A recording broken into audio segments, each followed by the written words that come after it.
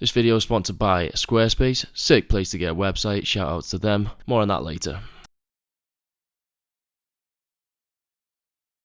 Why are we so obsessed with morning routine videos? I am not sure, but allow me to speculate. I think more than the routine itself, it's the character in the story that we're drawn to.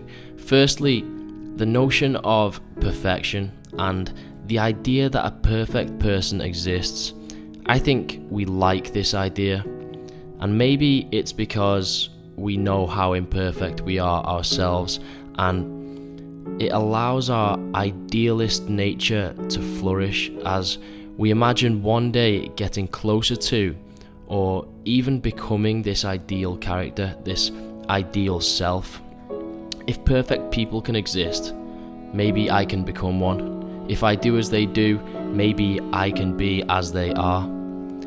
And that hope of becoming our best selves is something that we will go to great lengths to conjure, because we rarely feel more alive than when we're full of hope and daydreaming of a better future. Secondly, it's the simplicity of the character. The same thing that endears us to our favourite Hollywood characters is what appeals to us about the guy who has this almost robotic morning routine. The average Hollywood film is just over 2 hours long, but realistically you have about 20 to 30 minutes to get really bought into the characters. And to make that possible, they can't be these complex people we interact with in real life that we get to know over periods of months and years. Their attributes are all zero or infinite. They are wise or stupid, brave or scared, good or evil, and much the same way, the guy who wakes up and meditates and speed reads a book before breakfast, he's the productivity guy, or the self-improvement guy, or the business guy, or the mindful guy.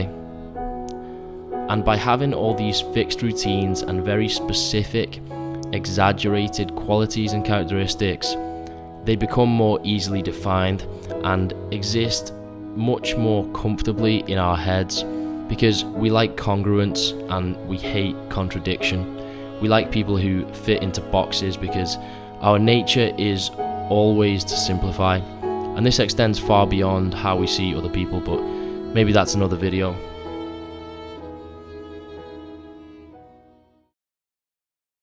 My final theory is that we're all just fucking bored and we want to watch other people make coffee and shit like that, and none of this deeper meaning shit is actually real or relevant, but I just like talking.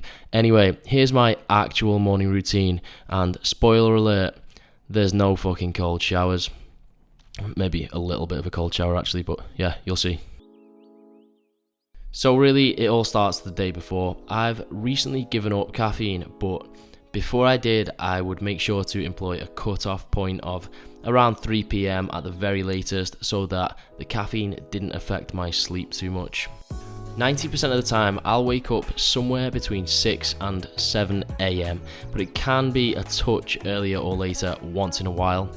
I am very fortunate to have a flexible schedule, and I think if you can get by without setting an alarm, you probably should, because waking up naturally is just a fucking privilege, isn't it?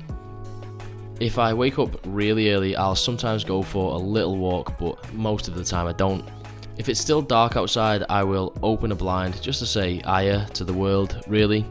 I don't turn any lights on, just out of respect for my retinae, and I don't shower yet either, because I'm still a bit sleepy at this point and I just want to ease into the day slowly rather than jolting myself into consciousness.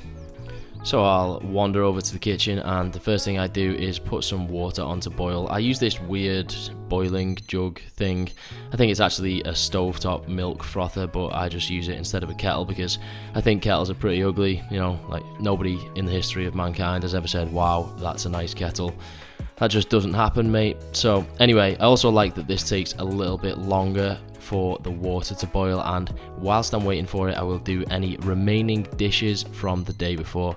I know it seems like a menial task, but this is my favourite part of the morning routine, because I just think it's a great first task for the day. It's basically zero computing power, and it's just a relaxing thing you can do on absolute autopilot. I would say washing the dishes is as close to meditating as I get, really. Maybe it actually classes as a meditative act. When the thing that's not a kettle has boiled, I make either a ginger or a peppermint tea. Obviously that used to be caffeine, but that's going to be another video. Anyway, neither of these contain caffeine, so they are good replacements if you don't want coffee. Personally, I just fucking love ginger, so that's nice. Next, I'll go over to my desk, open up my laptop, and I will make sure the screen brightness is pretty minimal. I open Spotify and play something chilled. Recently, I've been on this chilled classical playlist, but my all-time favourite wake-up song is Somersault by 07. I know it's cliche, but probably a bit late for me to worry about that anyway. I am actually a list person. I write lists, and these are like 90% to make procrastination feel productive and 10% to actually lay out my tasks for each day. I usually look over yesterday's list just for my daily dose of shame, and then I carry over everything I haven't done onto a list for today. I prefer to use a pen and paper just because it makes me think harder about what I'm actually going to write, since I can't just fucking delete it. Once this is done, I'll start digging into some of the more important emails whilst I finish that tea.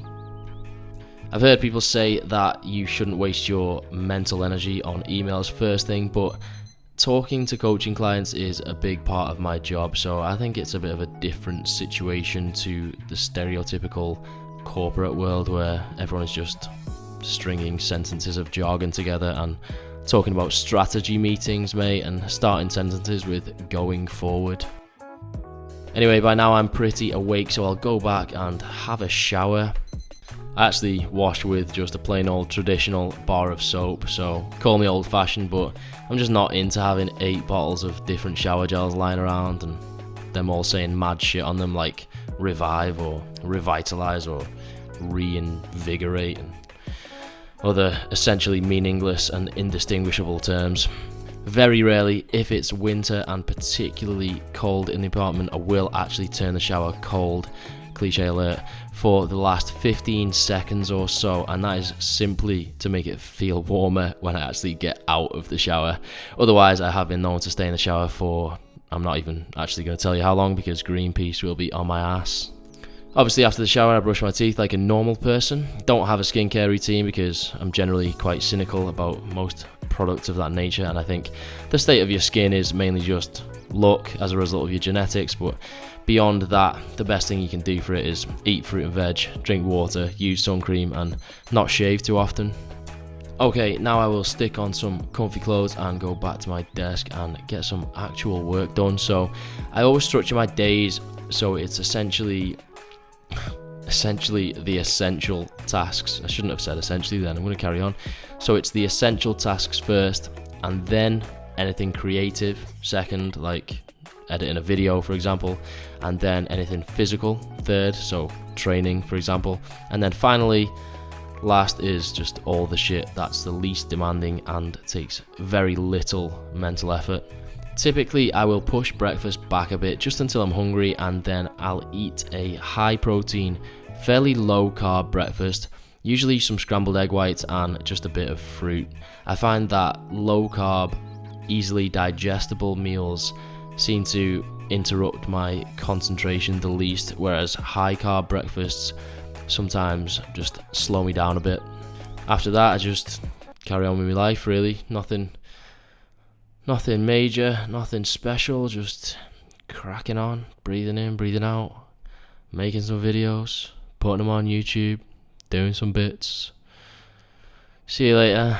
Yo, I just wanted to check in here and state the obvious really, and say that adopting somebody else's morning routine, or any routine for that matter, isn't necessarily going to do fuck all for you. Then again, it might.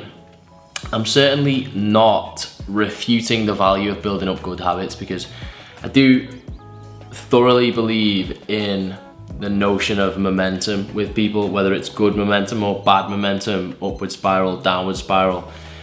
I do believe that it's a real thing, and if your good momentum starts with small morning habits, then by all means, knock yourself out. Let's just not confuse correlation with causation. So I don't know who the guy is. It Bill Gates that wears the same t-shirts every day? Fuck knows. Let's use him as the example. Bill Gates is a genius, billionaire, philanthropist, and wears the same t-shirt every day. Not the same one, exact one, the same kind. Anyway, if you wear the same t-shirt every day, are you going to become a genius, billionaire, philanthropist? Maybe, but not because of the t-shirt. Do you know what I mean? That's correlation, isn't it? Now, maybe the same thing, the same certain characteristics lead people to have specific morning routines and also lead them to be somewhat successful in one area or another. But it doesn't mean that the morning routine is what causes the success. It's just both manifestations of people's characters.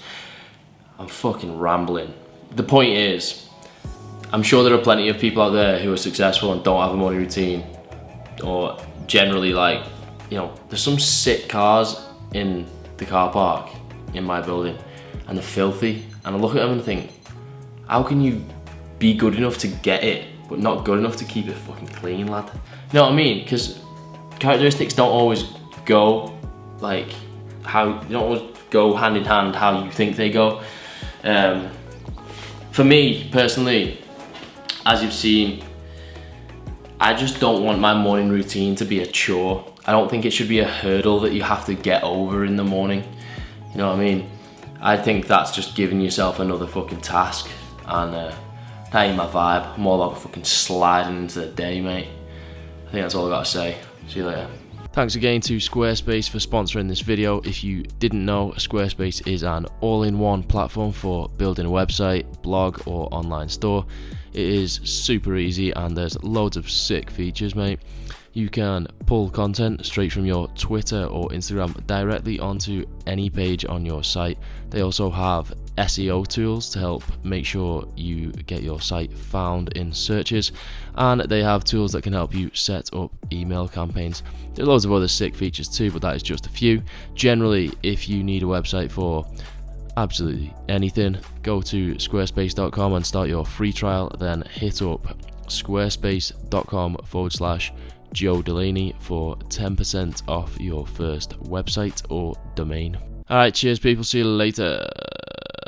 They see me rolling, they hating.